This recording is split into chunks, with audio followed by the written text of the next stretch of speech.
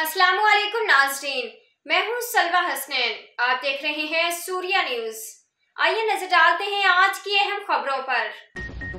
ठल report Faiz Sindhi वापडा hydro union सिपको ठल की जानिब से वापडा में मुमकिन नजकारी और मुलाजमीन की तबादला के खिलाफ यूनियन के रहनुमा गुलाम हैदर महर, असद अहमद अजन, एहसान अली सरकी, गुलाम फरीद चन्ना, बशीर अहमद सरकी की क़यादत में खादिम अली गोलू, सईद अहमद सरकी, लाला नवीद महर, अमदाद अली लाशारी, खादिम हुसैन सोमरू और दीगर बंदों ने स्याह पट्टियां बांधी और प्ले कार्ड झंडे उठा रखे थे।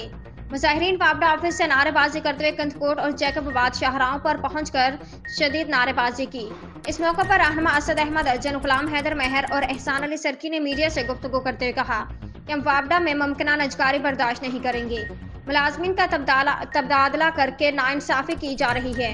उनको कहना था कि मुलाजमीन का तबादला किया गया तो वापडा का काम तबाह हो जाएगा। वापडा को नाकाम बनाने के लिए मुलाजमीन का तबादला करने का सिलसिला शुरू कर दिया गया है।